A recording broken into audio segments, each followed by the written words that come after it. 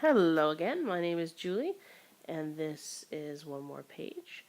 And this is my very first of a series I'm calling Reading Repercussions. And just to quickly explain the concept behind this, the idea is that for every month, I'm going to choose one or two books from that month that I've read and talk about the one major, or sometimes two, sometimes three, takeaway from that book, that major repercussion. Because I feel that every book I read, whether good or bad, has something that enriches my life. And so this series is about capturing what that is and sharing it with the booktubing world, as well as this is a way for me to kind of reflect and keep that for my future to look back on. Okay, and the focus for this Reading Repercussion video is on Creativity Inc., Overcoming the Unseen Forces That Stand in the Way of True Inspiration by Ed Catmull. He's the president of Pixar Animation and Disney Animation. So the book, I didn't really think that this was a book I would ever read, but I was on a blog that was talking about books that can help with thinking about, I guess, leadership and working for large companies. And of course, I work for a large school board. And so I thought, well, hey, this might be kind of something cool to see if there's any connections there, if there's any similarities or differences or ways that it can inform my work. And there was really kind of three big things. Well, there was a lot of things I took away from this book, but I've narrowed it down to the three main ones I want to discuss in this repercussions video. So the first one is something called candor, and it's not necessarily a new idea for me, but a new way of phrasing it. Ed talks a lot about how Pixar and later Disney, they focus a lot when his management style is on being honest and allowing conflict to be a kind of productive way to move forward.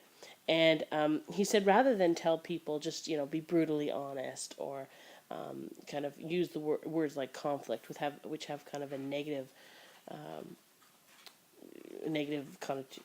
connotation, he uses the word candor. And he says it's kind of a softer way of looking at it. And candor implies a choice, that we are choosing to be forthright and honest and as much or as little as we want.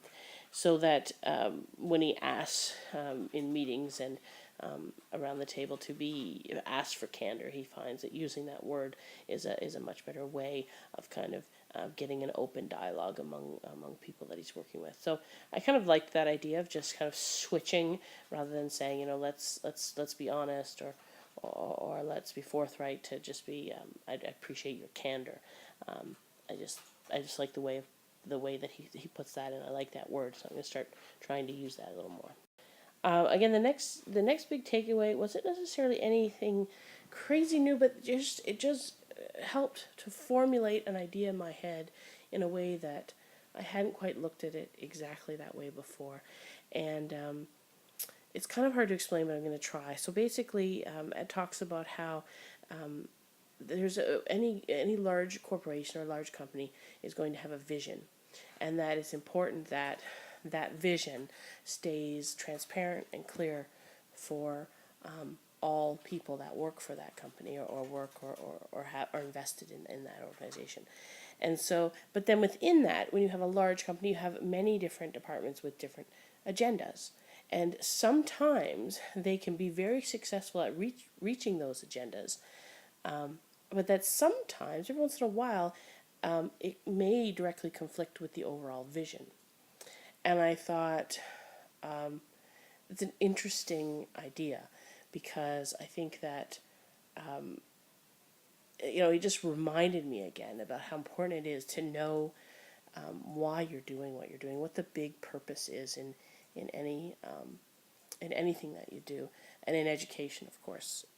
I immediately think about kind of trying to serve all, to reach their best potential, and kind of the vision of the board that I work for is kind of something that basically says the same idea, and that the little things that we do need then to connect to that big vision always and kind of keep it present. And so I thought that it just gave me a little more clarity around what that looks like on a day-to-day basis, and how it can really inform and transform and empower what you might do day to day because of that purpose. And plus, ever since reading Daniel Pink's book, I've just always thought about the idea of purpose and how rewarding it is to feel a sense of purpose and to be able to connect and articulate the purpose in anything that you're doing. So, again, that kind of connection there was a nice takeaway for this book. It might even be easier to understand this idea of agenda versus vision with a concrete example. So, an example that he gives with Pixar is that, or Disney, either one, is that, for example, the vision for Pixar is to create unique, original movies. However, the marketing department, for example, has an agenda of making more money, or the products department has an agenda of selling more products. And you can make a movie that makes a lot of money. So, for an example, a sequel like that straight to video Lion King 1.5 can make a lot of money. But it directly conflicts with that vision of creating unique and original movies. So that's the idea of agenda versus vision. That if the vision is set, we have to make sure that whatever we do, the agenda items, the small goals that we have within our small moving pieces, feed into the bigger vision.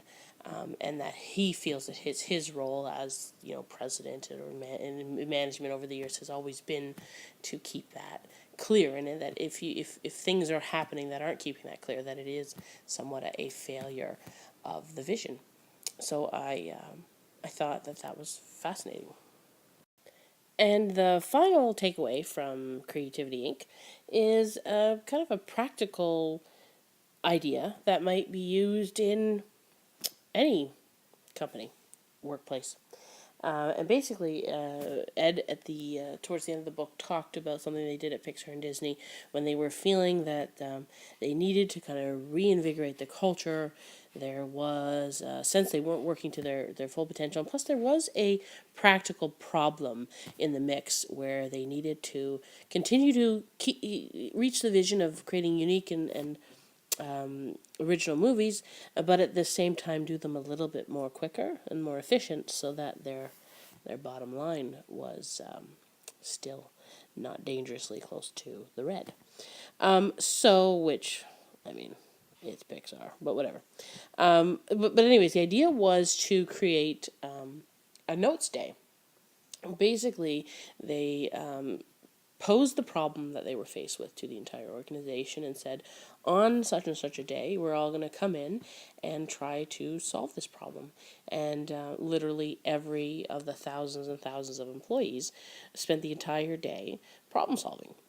And they had this. He broke down from the kind of the butt of the idea right to its execution and what the day looked like and how it was structured, and how from the very beginning they had people suggest topics to break down, and then sorted those into, and people then signed up for certain topics, and he said it was kind of one of the most powerful things that they ever did. And so I just like that idea of kind of, I've heard it said before that the smartest person in the room is the room, but that authentically taking a problem and trying to collaborate a solution in a way that that you still act on the outcome, and but that kind of it's authentically worked out through a kind of more democratic process. And in the process, what he found was that there was more buy-in among and more connection among people at the workplace as a result of just one day. And that kind of reminded me a lot about this talk around, the 20% time, taking time to solve problems or work on things that kind of feed into your employees' passions or your own passions. It kind of had a flavor of that, even though it was specifically around our own problem. It was a day about kind of connecting. So I just like it doesn't necessarily have to be a day, but the idea of taking any one problem and bringing it to the room, bringing it to the people that you work with and trying to actually solve it and act on those ideas that come out of kind of notes day kind of flavor. So I just thought that was an interesting an example of collaborative problem solving that might be cool to refer to. And if you Google it, you can find an explanation online too. But if you read the book, also it gives a great breakdown of what the day looked like. So that is my very first reading repercussions video. Sorry I went on a little bit longer than I expected, and I wanted to take one takeaway and I ended up with three. I have a hard time being concise, but anyways, that is Creativity Inc. Enjoyed the very first audiobook that I've ever fully experienced, so I look forward to more. Thanks for listening.